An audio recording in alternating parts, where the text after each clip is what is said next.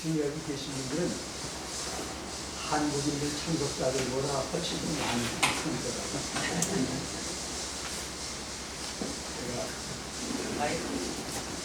혹시 마이크? 네, 마이크에. 여러분 이 차 가십니까?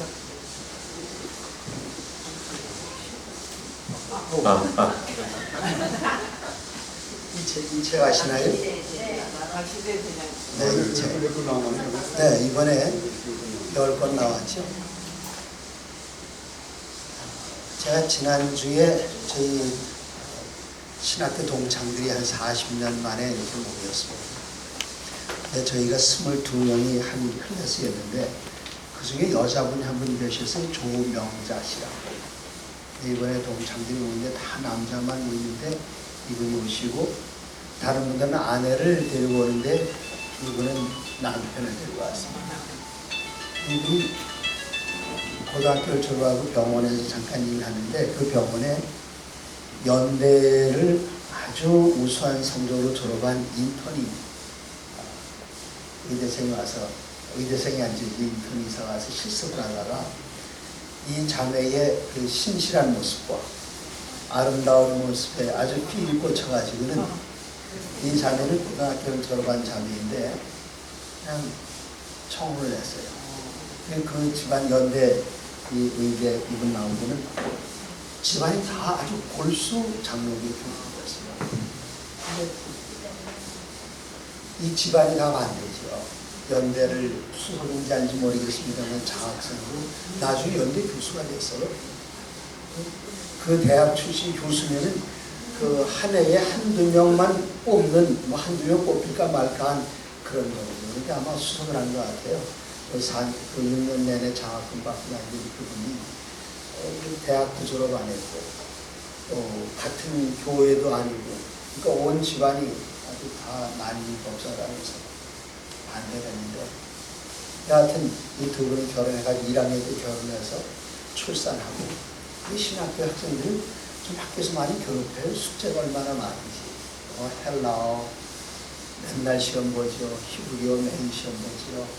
그런데 그 숙제 중에 하나가 뭔가 하니 그 각 대쟁투 총서 5권을 읽고 뭐 말이 5권이지 책이 부자선자 2권이죠. 시대소망 3권이지요. 또 각시대쟁투 2권이죠. 이걸 읽고 독감을 그 문 다 요약해서 독감을 쓴 그런 수도를 내는데 아이를 갓난 아이를 들쳐오고 저 국가적으로서 3,6대학까지 이 새내기 주부가 이 쉬운 일이 아닙니다. 그 고생하는 걸 보고 남편이 도와주기 시작했어요. 이 남편은 아직까지 장로교에 있는데 각 시대의 대쟁투를 쭉 읽다가 이분이 순수한 장로교 신앙에서 조금씩 바뀌어가지고 대쟁투 총선을 끝날 무렵에 대해서는 완전히 안식이 된 겁니다. 이 책을 읽으면서. 이럴 때 하면 아멘해도 괜찮아요. 이런 인재 저희 교단에서 구하기 힘든 인재예요.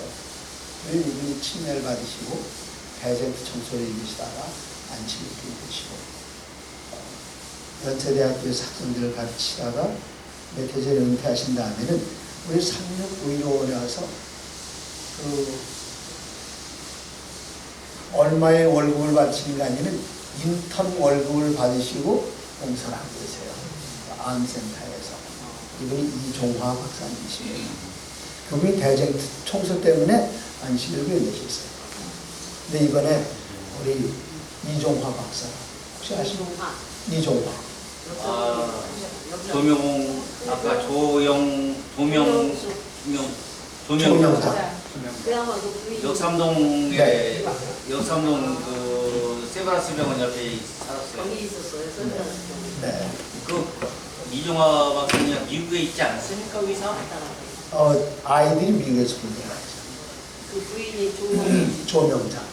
조명. 그 혈압 아니 혈관계 뭐 그런 거 전문하시는. 뭐 여하튼 이분이 그 내과 교수니까 이것저것 아시는 게 많아요. 그 대쟁투 총소에 그런 힘이 있어요. 근데 저희들이 이번에 여행하면서 아주 놀라운 걸 하나 그런 게 프랑스 파리 하면 제일 먼저 생각나는 게 몇 가지 있죠. 첫 번째 생각나는 게 뭡니까? 에펠탑. 그 다음에 또 뭐 있습니까? 루브르 박물관. 그 루브르 박물관이 루브르 궁이었어요. 근데 1500년대에 어떤 일이 있었는가 하면은 상당한 어려움들이 있었죠. 그 프랑스의 파리에. 그래서 위근호, 우리 개신교들 중에 위근호들이 있었는데 그 위근호들이 언제 한꺼번에 학살당했는가 하면은 바돌로메 축이라는 그런 축이 있었는데 이때 천주교도들이 위근호들을 완전히 싹 쓸어버리는 그런 아주 그 일이 있었습니다. 그때에 왕비가 위근호들을 죽이기 위해서 어떤 계략을 쳤는가 하면 자기의 공주와 다른 나라의 왕자를 데려다가 결혼식을 지키고 그 결혼식 피로연하는 중에 한꺼번에 위근호족들도 다 그냥 축제일이니까 다 모이는 걸 한꺼번에 다 죽였는데 이때에 언제 이 사람들 죽이기 시작했는가 하면은 종소리가 들리면서 근데 그 종소리가 어디서 들렸는가 하면은 와이프니 대전 뒤에다 썼어요. 뭐라고 썼는가 하면 왕궁에서 종소리가 나면서 학살이 시작됐다. 그런데 이걸 누가 읽었는가 하면 저희 교단에 프레스콧이라는 학자가 있었습니다. 와이프니 당시에. 이분이 한국에도 1905년에 다녀가신 그런 학자예요. 이 프레스콧이 와이프니 대전 쓴 걸 딱 보니까 왕궁에서 종소리 아니거든요. 역사적으로 어디에 종소리가 들렸는가 하면은 왕궁 건너편에 교회의 종소리가 들리면서 학살이 시작됐어요. 역사적인 사실이에요. 그런데 와이프는 왕궁이라고 쓴 겁니다. 이 역사가 틀린 거예요. 선자가 틀렸으니 이건 그대로 놔두면 우리 교단이 큰 손실이에요. 그래서 와이프에게 찾아가서 와이교사님 이건 잘못됐습니다. 역사적인 사실은 교회에서 종소리 걸리면서 학살이 시작됐습니다. 근데 와이프는 역사책 보고 한 게 아닙니까? 와이프는 뭐 보고 한 거죠? 계시받은 거예요. 이분이 우기는 거예요. 그 왕궁에서 역사적인 기록은 왕궁이라고 하고 이분은 자기는 역사적인 건 확실하게 나와 있지만 내가 계시받은 건 왕궁이거든요. 그래서 와이프는 이걸 동의하지 않았어요. 그 1888년에 나온 각시대의 대전투에는 왕궁에서 종소리가 들리며 그랬는데 1911년에 이걸 다시 냈습니다. 대전투. 그래서 지금 우리가 쓰는 대전투는 언제 책인가 하면 1911년 판이에요. 거기에는 와이프니 양보를 하지 않으니까 왕궁도 빼버리고 교회도 빼버리고 뭐라고 그랬는가 하면 종소리가 나면서 그렇게 옮겼어요. 둘 다 양보를 못한 겁니다. 그런데 이번에 저희 여행을 인도하셨던 당시 박사님이 거기를 만 25년 전 난 처음 갔을 때 가이드가 뭐라고 그런가 하면은 역시 교회에서 종소리가 나면서 이분 질문했어요. 질문했대요. 당신이 역사 교수 아니냐? 당신 직접 찾아봐라.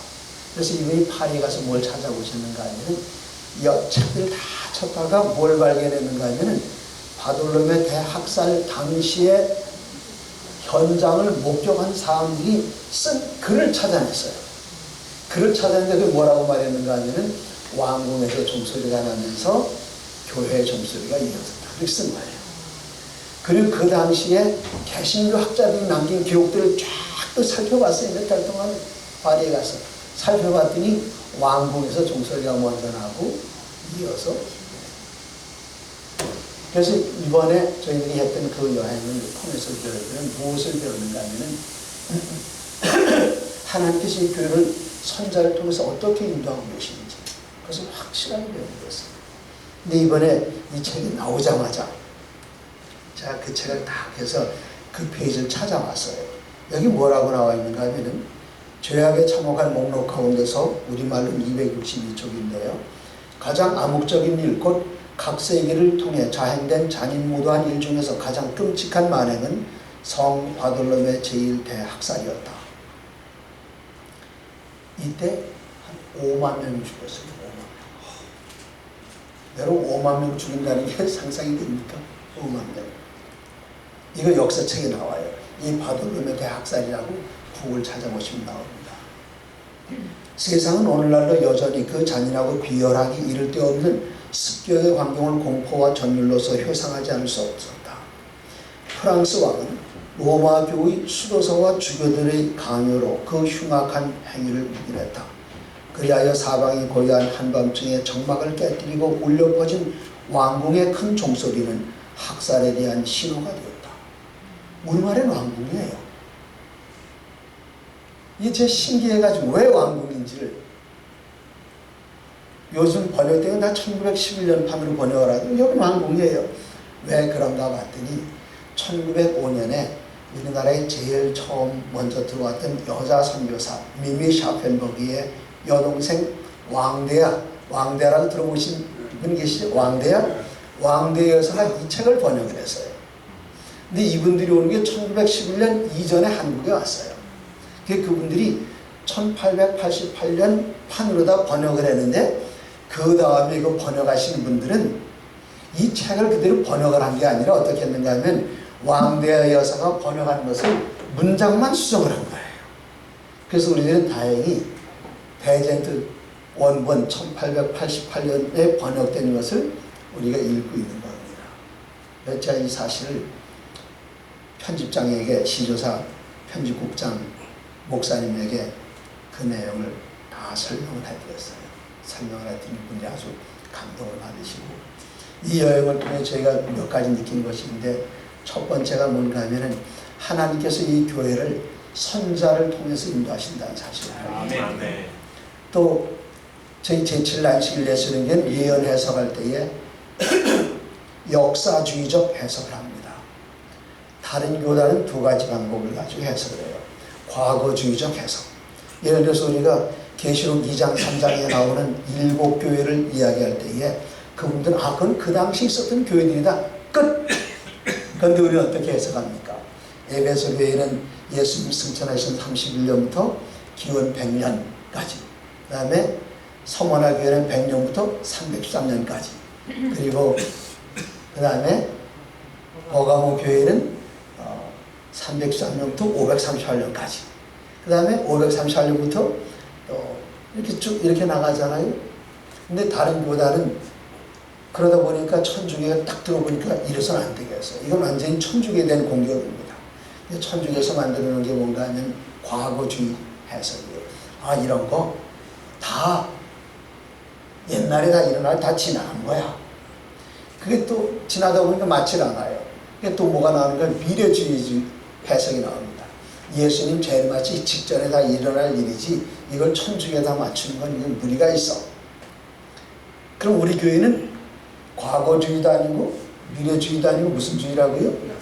역사주의적 해석인데 요즘 안식일교회 학자들이 어떻게 바꿔가고 있는가 하면 역사주의적인 것도 아니고 미래주의도 아니고 이상주의 해석이라는 것을 바꿔가고 있어요. 이상주의.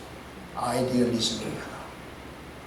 그런데 이번 여행을 통해서 우리들은 무엇을 발견했는가 하면 역사주의적 해석이 가장 확실하고 분명하다는 그런 사실을 발견하게 됐어요.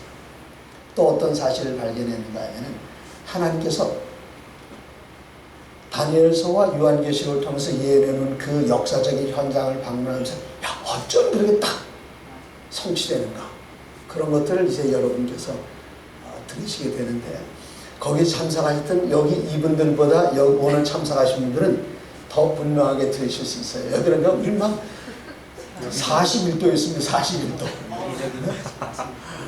그 더위를 뚫고 딴딴 눈하고 제대로 보지도 못하고 다녔어요. 근데 여러분은 이 에어컨 속에 앉아서 아직 들으시죠. 여러분이 부러워도 너무 부럽습니다. 이거 너무 불공평해요. 고생하셨습니다. 돈도 안 내십니다. 뭐 점심도 주신다면서요? 우리 재림교인들이 평생 하셔야 할 여행들이 몇 가지가 있어요. 어떤 건가 하면은 성서 배경입니다. 성서 배경은 어디죠? 예루살렘, 유다, 그 다음에 이스라엘 지역, 또 이집트, 시리아 이런 것들입니다. 근데 저는 이 성서 배경 이걸 다른 말로 성지순례라 그래요. 근데 저는 성지순례라는 말을 별로 안 좋아해가지고, 저는 여행을 많이 한 사람이기 때문에 사람들이 제가 여기 몇 번 갔다 온 줄 알아요. 근데 제가 처음 간 건 몇 년 전이었고, 항상 예루살렘이 왜 성지냐? 예수님을 죽인 곳이 어떻게 성지가 될 수 있습니까? 마태복음 28장 19절에 그러므로 예수님께서 제자들에게 명령하시기를 여러 곳으로 가서 제자를 삼고 땅끝까지 이르내 증인이 되리라. 그리고 28장 20절에 뭐라 하셨습니까? 내가 세상 끝날까지 너희와 항상 함께 있으리라.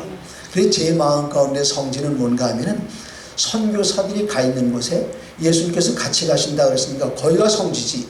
예루살렘 예수님을 주는데 왜 성지야? 그래서요. 근데 제가 여기를 한번 참석을 하면서 뭘 느꼈는가 하면은 참 최 목사님하고 저 회개할 게 많아요. 뭔가 하면은 설교할 때 너무나도 거룩한 상상력을 동원했던 겁니다. 그 예루살렘을 이스라엘 백성들이 요단강 건너갈 때 그 요단강 참이라는 물에 발을 담그면서 그냥 길길이 이 흘러 넘치는 그 물이 제사장들이 발을 담그면서 딱 멈추고, 얼마나 감동적으로 제가 서울 가본 사람하고 안 가본 사람 누가 이긴다고요? 네, 교인들이, 제가 여기 두 분에게 죄송합니다. 김장로님하고 박 집사님 그런 엉터리 설교를 드리겠어요. 현장을 안 가보고 하니까 거룩한 상상력을 동원했는데, 제가 그 여행을 하면서 가이드에게 요단강을 보여달라고 며칠 지나도록 요단강을 안 보여주는 겁니다. 드디어 여리고 앞에 요단강 안 보여줘요. 마침내 요단강을 봤는데 예수님 침례하셨다고 하는 그 장소는 청계천보다 더 좁아요. 청계천보다 더 좁고 그 물도 완전 흙탕물. 이번에 노혜윤 자매님 참 거기 가서 침례하셨으면 이게 완전 흙탕물. 사실은 거기가 예약이 돼 있었어요. 네. 거기를 안 가고 이곳을 가게 됐거든요. 거기 가서 침례를 받기로 돼 있었어요. 네. 그래서 이 성지 순례라고 하는 것보다는 성서 배경인데, 설교하신 분들은 이 성서 배경을 꼭 한번 여행하면 좋습니다. 그런데 이건 안식일교회는 장로교회는 천주교회는 다 하는 건데, 저는 이 성서 배경을 보면서 이게 진짜 그 자리다. 여기가 뭐 예수님 태어난 장소다. 그걸 어떻게 합니까? 저 승천바위, 여기 가면 승천바위를 예수님 승천했던 거기 제일 먼저 가거든요. 베다니에. 거기 보면 커다란 바위가 있고 거기 바위가 조금 움푹 들어간 데가 있어요. 그게 뭐라 그래요? 예수님 승천할 때 발자국이라 그래요. 그래서 사람들 거기다 막 입을 맞추고 거기다 사진 찍고. 그런데 그걸 어떻게 합니까? 아무도 몰라요. 왜 그런가 하면 기독교에 대한 박해가 오고 그 지역이 회교도들이 점령하고 몇백 년이 지나가면서 그 장소 어디라는 걸 증언할 사람이 어디 있습니까? 다 죽었는데요. 그래서 거기에 확실한 거는 두 가지밖에 없어요. 예루살렘 가면 제가 알기에는 히스기야 터널, 그리고 그 통곡의 벽, 예루살렘 서쪽 벽. 그 외에는 천주교 다 그냥 만들어 놓고 우상화시켜 놓은 것이고 다 그런 거예요. 그래서 여기는 한번 죽기 전에 꼭 가볼 만한 것이고, 창조과학탐사. 이 세상이 다 뭐 믿고 있어요? 진화론을 믿고 있는데 이 진화론이 아니고 창조됐다는 사실을 발견할 수 있는 것. 또 하나는 뭔가 하면 재림교의 사적지입니다. 미국 북동부에. 저기서 그런 여행 혹시 기회가 허락한다면 그런 거 한번 해보고 싶어요. 저 배틀 크릭 가면 와이프인 무덤 있죠. 또 미국 동부에 윌리엄 밀러가 설교하던 그런 장소라든가 이런 것들 한번 쭉 들어보는 게 의미 있어요. 그 다음에 하나가 이 대쟁투 투어입니다. 이 대쟁투 투어를 통해서는 하나님께서 다니엘서와 요한계시록을 통해서 이해해주신 그 우리 교회와 관련된 것들이 어떻게 성취된다를 현장을 방문하면서 이 말씀의 중요성을 다시 깨닫게 됩니다. 자, 저희들이 이렇게 여행을 했어요. 6월 21일부터 24일까지 로마에 있었습니다. 제일 길게 있었어요. 그 다음에 시엔나라는 곳에 가서 뭘 봤는가 하면 두 가지 중요한 사실을 봤는데 1798년에 교황 비오 6세가 포로돼서 붙잡혀가다가 거기 갇혀있던 곳, 그리고 그 밑에 고문박물관이 있습니다. 다니엘서 7장 25절에 보면은 그런 말씀이 있죠. 저가 지극히 높은 자를 말로 대적하고 지극히 높은 자의 백성들을 성도를 괴롭게 하고 하면서 거기서 우리는 뭘 받는가 하면 뭐 받지? 무슨 박물관? 고문박물관. 이 고문박물관 이게 너무 끔찍해요. 사람 머리가 얼마나 좋은지, 얼마나 사람을 이렇게 잘 고문하는지. 그 중에 어떤 건 철갑천녀라는 게 있는데, 철갑천녀는 이 여자 크기보다 약간 커다란 철통입니다. 그 철통을 두 쪽으로 되어 있어요. 쫙 열면 그 안에 사방에 가시들이 있는데, 요거는 스파이크라고 그래요. 이만한 못들이 사방에, 여자를 딱 집어넣고 문을 딱 닫으면 사방에 찔러. 그런 철갑천녀라고 그래요. 그 유다의 의자라는 게 있는데, 유다의 의자는 뭔지 아십니까? 가로유다 앉는 의자예요. 그건 삼각형 뿔로 이렇게 되어 있어요. 네. 그래서 사람을 도를 해서 쭉 올린 다음에 이 양쪽 손에다가 자갈 주머니를 묶어놨습니다. 가만히 있어도 무거운데, 그 다음에 돌을 살살 내리다가 그 유다 의자에 앉는 깔판이 이렇게 있는 게 아니라 이렇게 되어 있어요. 삼각형으로.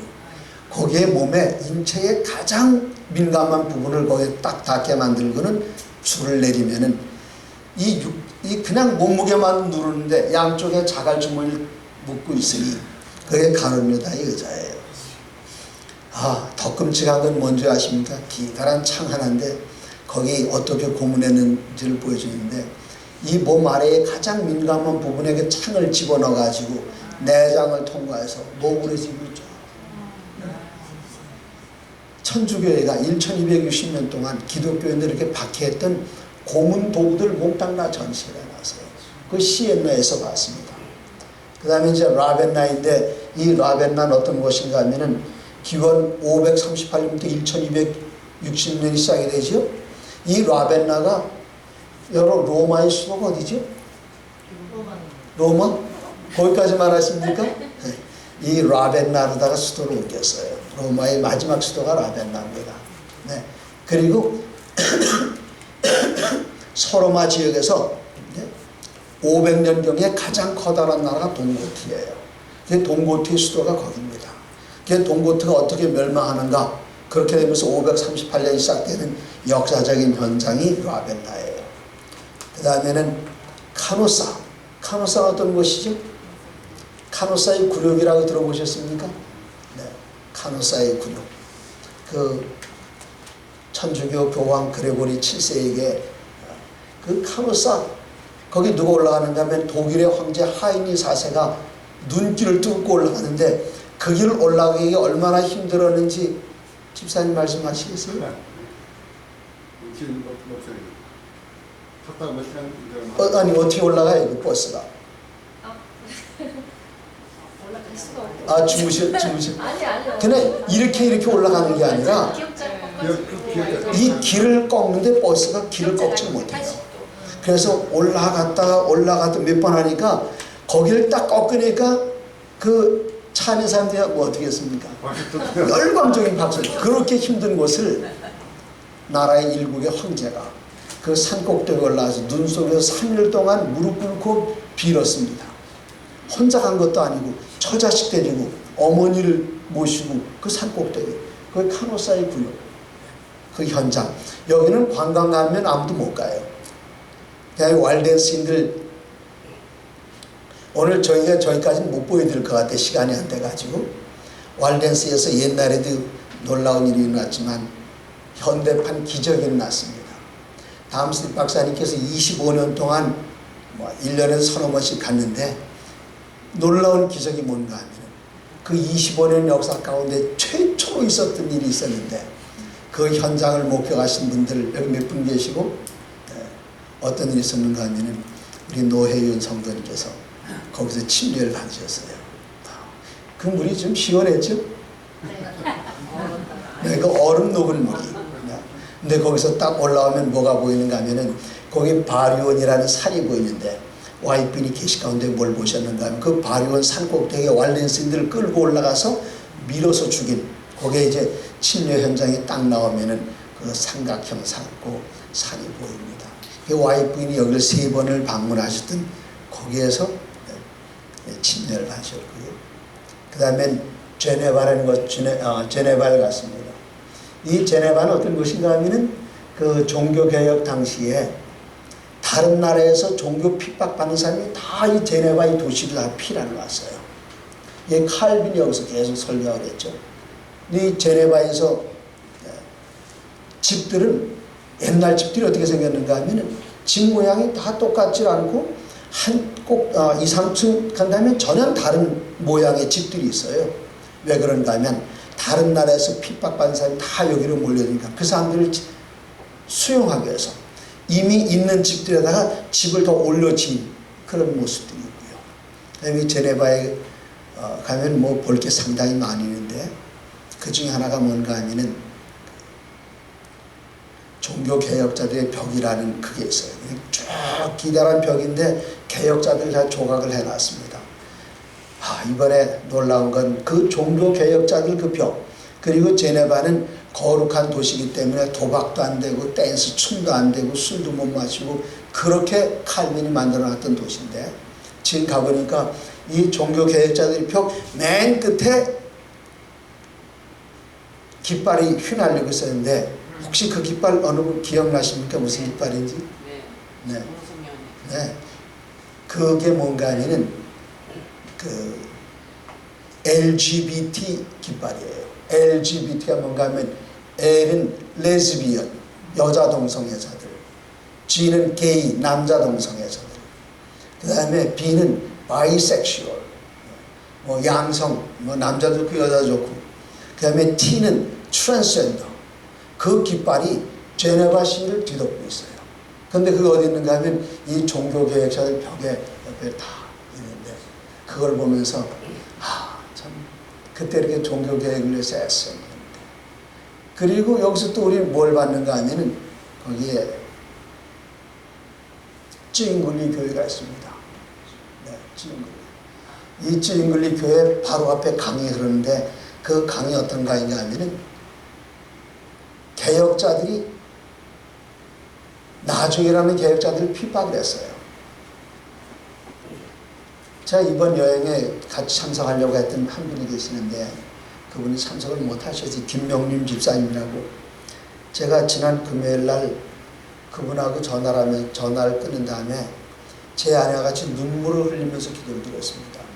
그 집 딸이 참 신실한 딸이에요. 외국에서 공부를 하다가 엄마가 안식일교회를 개종했던 얘기를 듣고는 대학원 때려치우고 그 아이 동생이 전교에서 학력고사 수석을 했어요.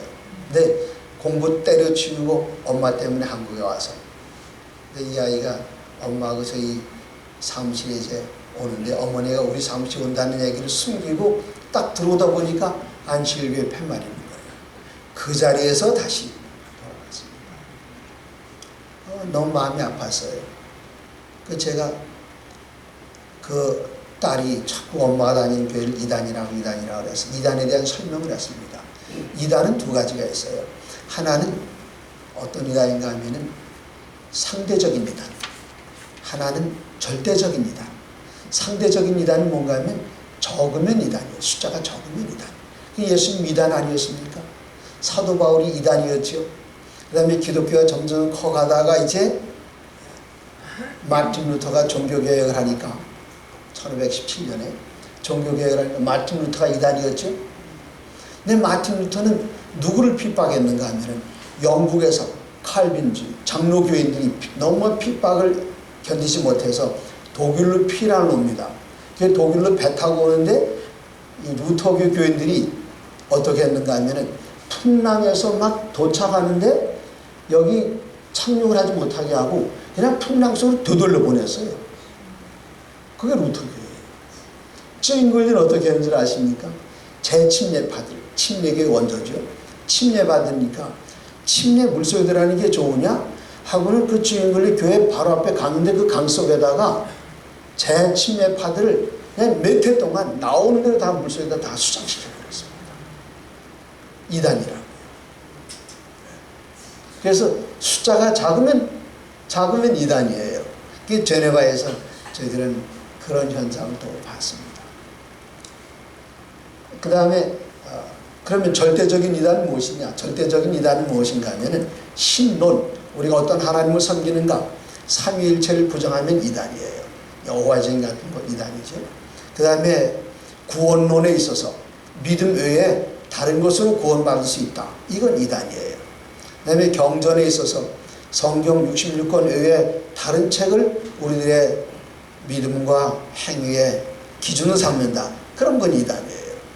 그래서 몰몬교 이단인 이유는 몰몬교 교리와 진주, 성약, 갑진진주 이런 다른 책을 가지고 있고, 통일교회가 이단인 것은 이 성경은 옛날에 2000년 전에 기록했으니 시대에 안 맞는다. 그래서 원리강론이란 다른 책이 있고 그래서 이단이에요.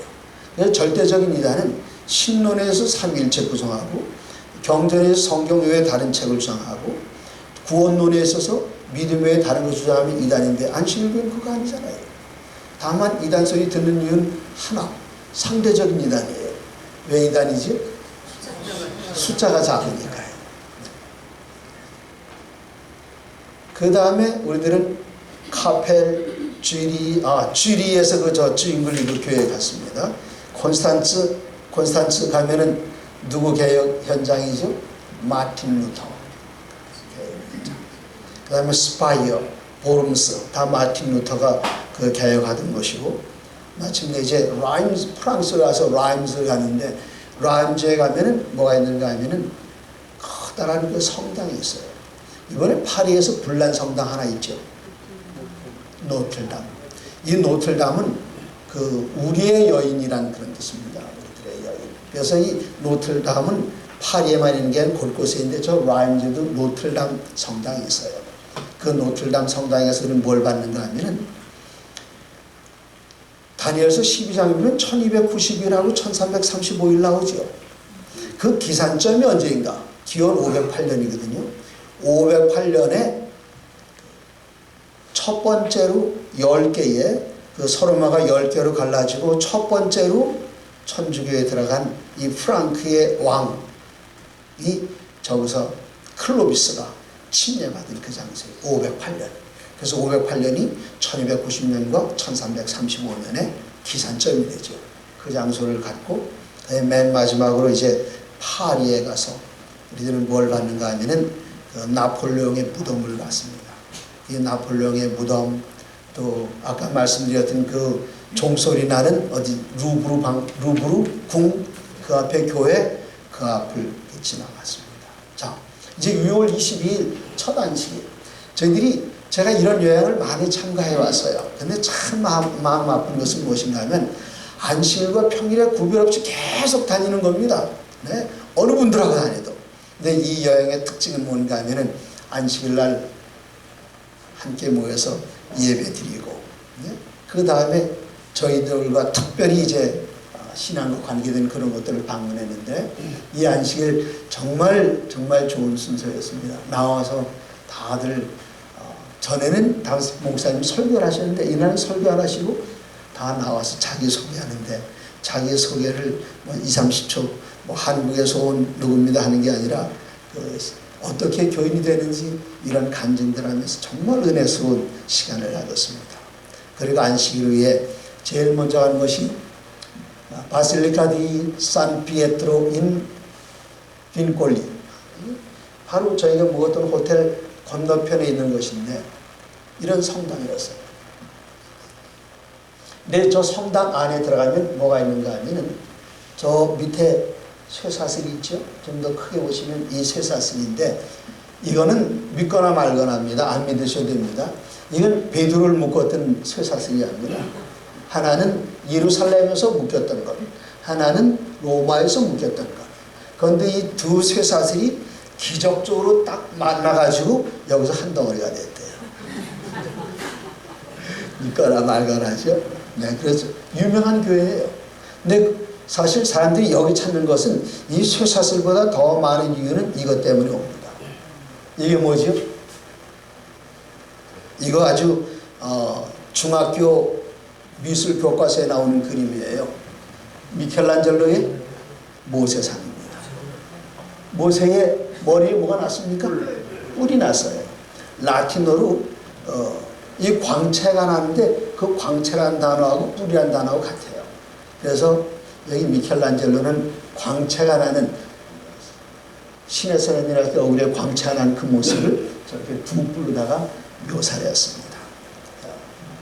네, 바실리카 디 클레멘테라는 곳을 가는데 여기 바실리카 하면은 유럽 여행에 되면 바실리카라는 말 많이 들어요. 바실리카라는 뭔가 옛날 로마인들의 건축 양식입니다.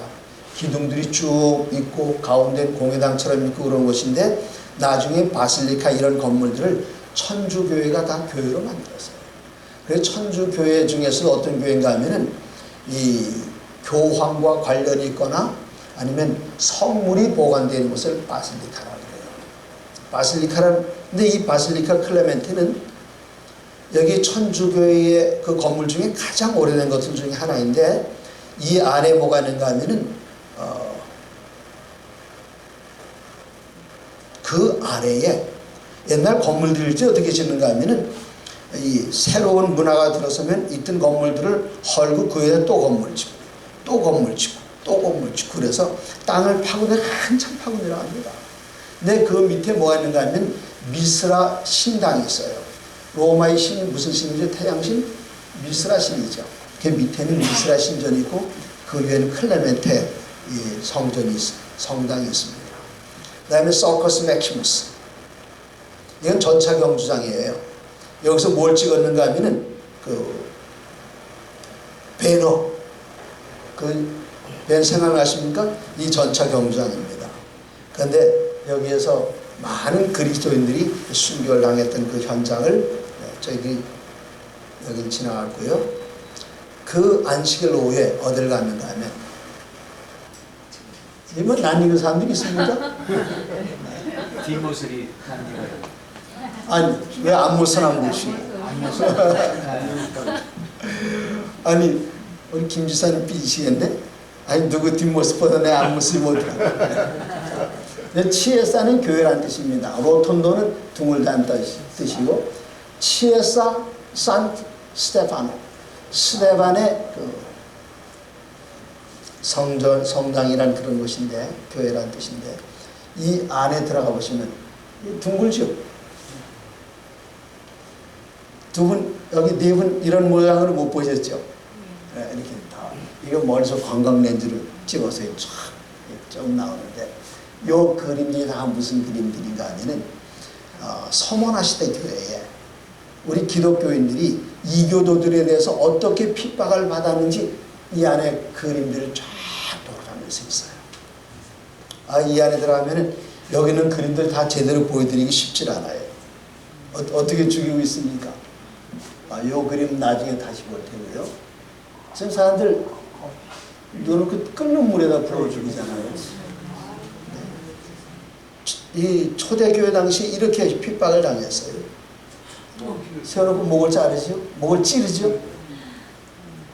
그래 자르면 얼른 죽을 텐데 목을 저렇게 찔러 죽이니 저 얼마나 힘들었겠어요. 이 사람 밑에서 끓여서 죽이죠. 돌에다 눌러가지고 눈이 튀어나왔죠. 그럼 빨리 지나갈게요. 그래서 거기 가보면 뭘 볼 수 있는가 하면은 서머나 교회 당시에 우리 성도들이 이방인들에게서 어떤 핍박받았니 천주교 핍박받은 게 아닙니다. 초대교회 교인들이 핍박받은 것이에요. 그 다음에 이제 그 다음 날 두 번째 날 저희들이 간 곳인데 저게 로마시 시청입니다. 시청이고 그 시청 앞에 시청 이제 평면을 찍는데 여기가 광장인데 저 언덕 이름은 뭐라고 말하는가 하면은 캡톨라인 언덕이라고 그러고 저 광장은 캄피돌리오 광장이고 뭐 동일한 곳은 이름이 여러 개라 좀 쉽지 않아요. 이 광장 앞에서 애들이 1시간 동안 앉아가지고 목사님 강의를 들어야만 했습니다. 근데 이 광장이 어떤 모양인가 하면은 공중에서 온 그 광장이 이렇습니다. 저희들이 앉을 때는 이 광장. 이걸 누가 설계했는가 하면은 그 미켈란젤로가 이걸 설계했어요. 다 옛날에 여기 뭐가 있었는가 하면 그 로마의 주신이 주피터입니다. 주피터 신전이 여기 있었고 요게 그 유명한 그 오현제 중에 그 유명한 그 황제인데요. 마르쿠스 아우렐리우스 황제 상이 있고, 근데 이 자리가 우리 제7 안식일에서는 굉장히 중요한 장소입니다. 왜 중요한 장소인가 하면은 1798년 2월 15일 날 교황 비오 6세가 포로로 잡히고, 그날 오후에 누가 포로로 잡았지? 버티오 장군이. 버티오 장군이 요 자리에서 뭐라고 선언했는가 하면은 1798년 2월 15일 날 이 천주교 교황권은 끝났다고 선언한 그 장소입니다. 이게 영국에 있는, 영국에서 발행된 그 책인데, 여기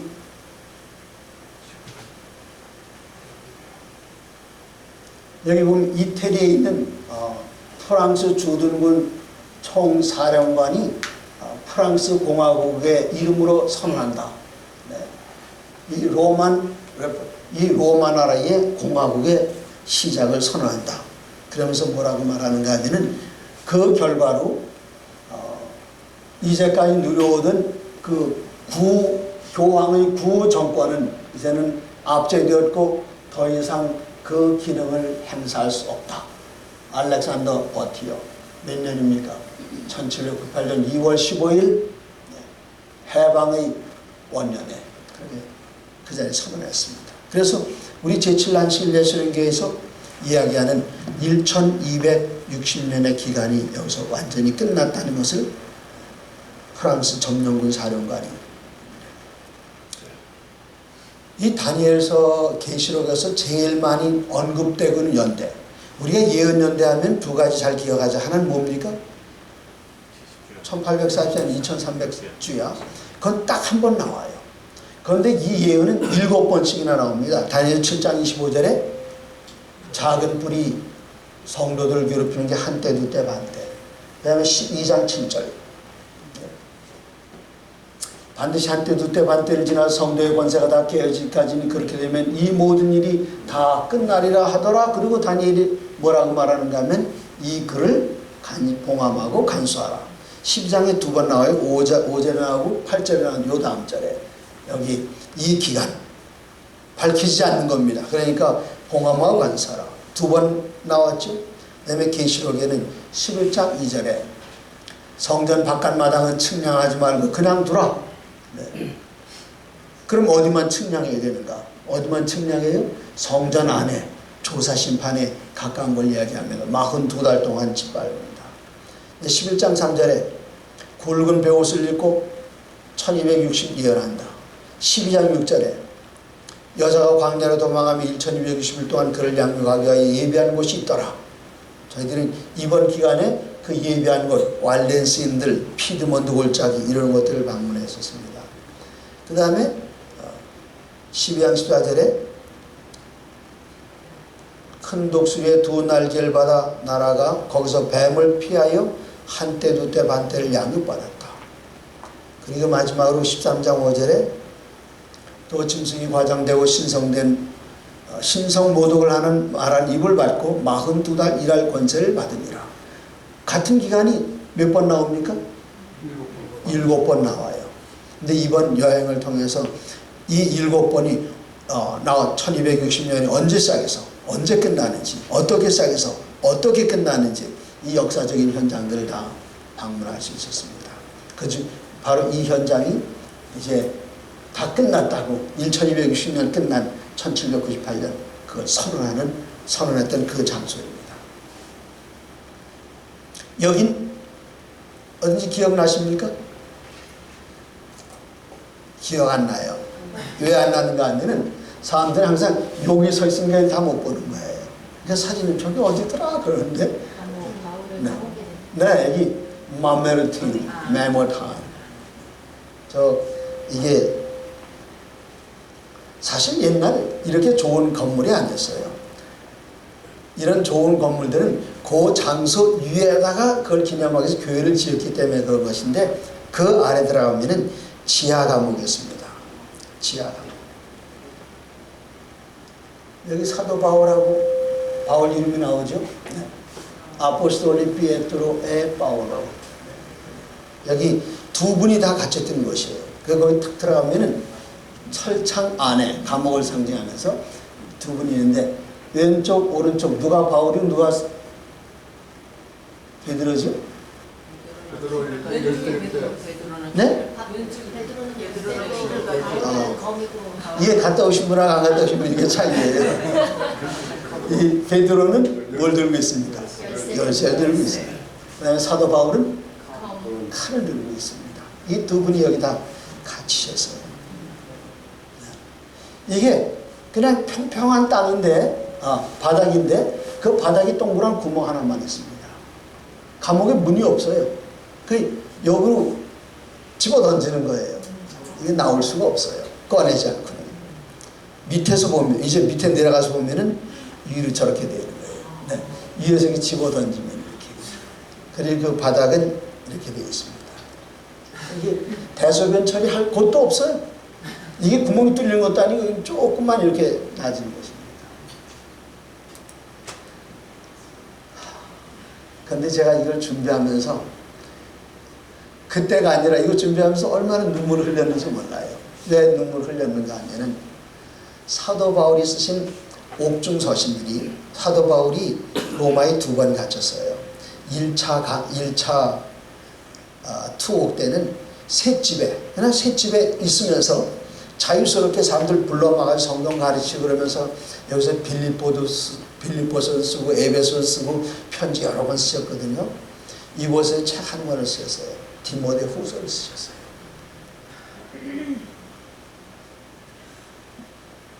이 말을 쓰셨어요. 한번 읽어보시겠습니까? 하나님 앞과 살아있는 자와 죽은 자를 심판하실 그리스도 예수 앞에서 그가 나타나실 것과 그의 나라를 보고 엄히 명하노니 너는 말씀을 전파하라. 때를 얻든지 못 얻든지 항상 믿으라. 지금 마지막 참수당하신 전에 디모데에게 쓰신 편인데 이제는 이분이 살 희망이 없는 걸 아시고 이렇게 쓰셨습니다. 나는 선한 싸움을 싸우고 나의 갈 길을 마치고 믿음을 지켰으니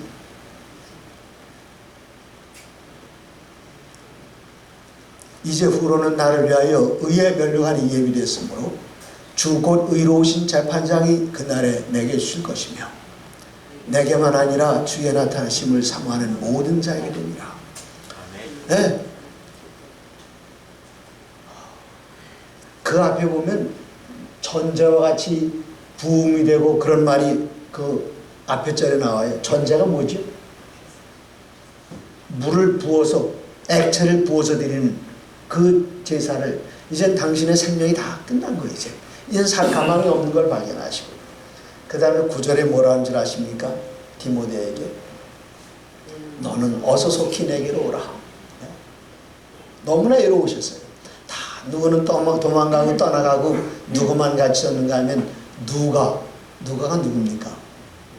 의원 하나만 그 바깥에서 이제 수송 들고 너는 어서 속히 내게로 오라. 저 감옥에 쓰신 겁니다. 그런데 오는데 어떻게 오라 그러셨는가 하면 내가 올 때에 내가 들어와 가보의 집에 둔 겉옷을 가지고 오고 이 말이 무슨 뜻입니까? 너무 추웠던 거예요. 이 겉옷도 못 갖고 하는데 누구 옷 갖다 주는 사람도 없어가지고 내가 어느 집에 놔둔 그 옷 좀 갖고 오너라 추워서. 그래서 뭐라 그러시는가 하면 너는 겨울 전에 어떻게 오라고요? 어서 오라. 이 감옥에서 그걸 쓰셨어요.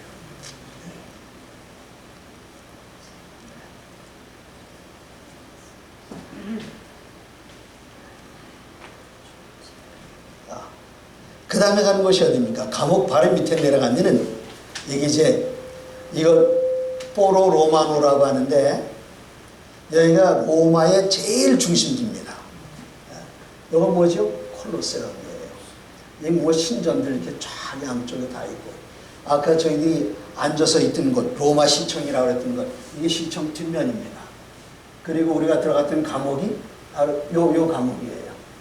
요 뒤에가 감옥이에요. 근데 이걸 그냥 땅 속에 다 묻혀있던 거예요.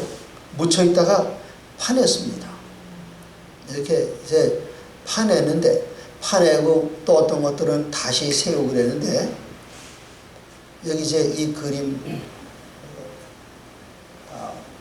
뭐 이 안에 가이드가 다니면서 하나 다 이야기 하나 다 이렇게 들려주고 있는데, 요게 타이터스의 티투스의 개선문, 요 꼭대기가 보이는 게 콜로세움입니다.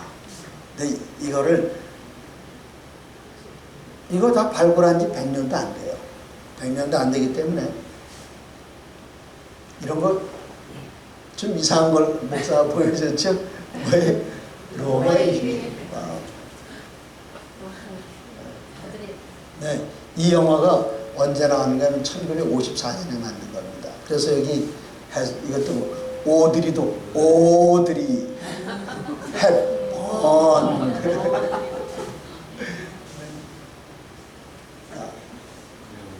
여기 이걸 보면은 지금 이게 토성의 신의 신전이고, 그다음에 이거는 티투스의 티투스와 그의 아버지의 신전인데,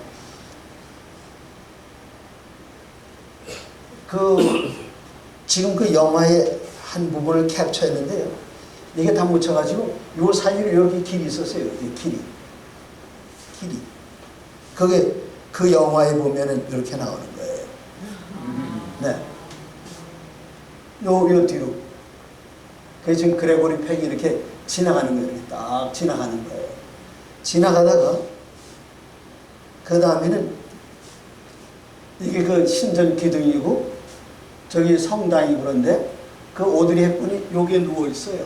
그래서 요 건물은 없었어요. 영화 찍을 때 없었고, 요 뒤에 건물 이게 뭔가 하면은 그 원로원 회의장이에요. 뒤에 이렇게. 그래서 그 다음 장면을 딱 보면 이제 걸어가다 보면은 여기 그 신전 기둥들이 있고 원로원 보이고, 여기 세베루스의 이거 뭐예요? 저 승전 기념 개선문이 여기 안 보이잖아요. 나중에. 그래서 이게 최근에 다 막 발굴해낸 겁니다. 여기 로마의 한 중심지예요. 거기를 지나서 우리들은 그 포로 로마를 지나서 어디로 갔는가 하면, 저건 어디죠? 기억하시는 분 계세요? 저희 티투스의 개선문입니다. 저는 우리들하고 상당히 관계가 깊어요. 티투스의 개선문. 전 서기 81년 티투스가 죽은 다음에 티투스, 우리는 타이터스라고 그래요. 영어로는 타이터스라고 그러는데, 티투스가 사망한 직후